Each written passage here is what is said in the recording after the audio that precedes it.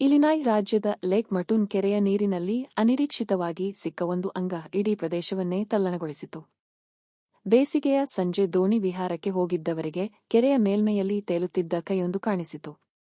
ಅದು ಕೇವಲ ಕೈ ಆಗಿರಲಿಲ್ಲ, ಅದರ ಮೇಲೆ ವಿಶಿಷ್ಟವಾದ ಟ್ಯಾಟೂ ಇತ್ತು. ಆ ದೃಶ್ಯ ಕಂಡ ದೋಣಿ ವಿಹಾರಕ್ಕೆ ಹೋಗಿದ್ದವರು ತಕ್ಷಣ ಪೊಲೀಸರಿಗೆ ಮಾಹಿತಿ ನೀಡಿದರು. ಪೊಲೀಸರು ಬಂದು ನೋಡಿದಾಗ ಅದು ಕೇವಲ ಒಂದು ಕೈ ಅಲ್ಲ, ಒಬ್ಬ ಮನುಷ್ಯನ ದೇಹದ ವಿಭಜಿತ ಭಾಗ ಎನ್ನುವುದು ಸ್ಪಷ್ಟವಾಯಿತು. ಈ ಭೀಕರ ಘಟನೆ ಇಡೀ ಸಮುದಾಯವನ್ನು ಬೆಚ್ಚಿ ಬೀಳಿಸಿತು. ಇಂತಹ ಪ್ರಕರಣಗಳಲ್ಲಿ ಶವದ ಗುರುತು ಪತ್ತೆ ಮಾಡುವುದು ಅತ್ಯಂತ ಕಷ್ಟದ ಕೆಲಸ.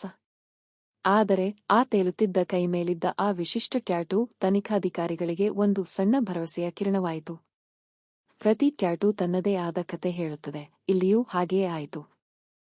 ಪೊಲೀಸರು ತಕ್ಷಣ ಟ್ಯಾಟೂಗಳನ್ನು ಆಧರಿಸಿ ಮಾಹಿತಿ ಕಲೆ ಹಾಕಲು ಶುರುಮಾಡಿದರು. ಕೆಲವು ಗಂಟೆಗಳ ಪರಿಶ್ರಮದ ನಂತರ ಆ ಟ್ಯಾಟೂಗಳು 38 ವರ್ಷದ ದಲೇವೇನ್ ಟರ್ನರ್ ಎಂಬ ವ್ಯಕ್ತಿಗೆ ಸೇರಿದ್ದು ಎಂದು ಖಚಿತವಾಯಿತು. ಒಂದು ಗುರುತು, ಒಂದು ಕೊಲೆ ರಹಸ್ಯದ ಬೀಗ ತೆರೆಯಿತು. ಮತ್ತು ನೀವು ಜವಾರಿ ಆತ್ಮ ಅನ್ನು ಮೊದಲ ಬಾರಿ ನೋಡುತ್ತಿದ್ದರೆ, ನಿಜ ಜೀವನದ ರೋಚಕ ಕತೆಗಳು ನಿಮಗೆ ಇಷ್ಟವಾದರೆ ಈಗಲೇ ಸಬ್ಸ್ಕ್ರೈಬ್ ಮಾಡಿ. ಪ್ರತಿದಿನ ಒಂದು ಹೊಸ ವಿಡಿಯೋ. ದಲೇವೇನ್ ಟರ್ನರ್ ಗುರುತು ಸಿಕ್ಕ ನಂತರ ತನಿಖೆ ಹೊಸ ದಿಕ್ಕನ್ನು ಪಡೆಯಿತು. ಪೊಲೀಸರು ಅವರ ಮನೆ ತಲುಪಿದಾಗ ಅಲ್ಲಿನ ಫ್ರೀಜರ್ನಲ್ಲಿ ಇಡಲಾದ ಅಚ್ಚರಿಯ ಸಂಗತಿ ಕಾದಿತ್ತು. ದಲೇವೇನ್ ದೇಹದ ಉಳಿದ ಭಾಗಗಳಾದ ತಲೆ, ಕತ್ತು ಮತ್ತು ದೇಹದ ಮುಖ್ಯ ಭಾಗಗಳು ಆ ಫ್ರೀಜರ್ನಲ್ಲಿ ಪತ್ತೆಯಾದವು. ಈ ಭೀಕರ ಆವಿಷ್ಕಾರದ ಕೇವಲ 3 ದಿನಗಳಲ್ಲಿ ಪೊಲೀಸರು 2 ಆರೋಪಿಗಳನ್ನು ಬಂಧಿಸಿದರು.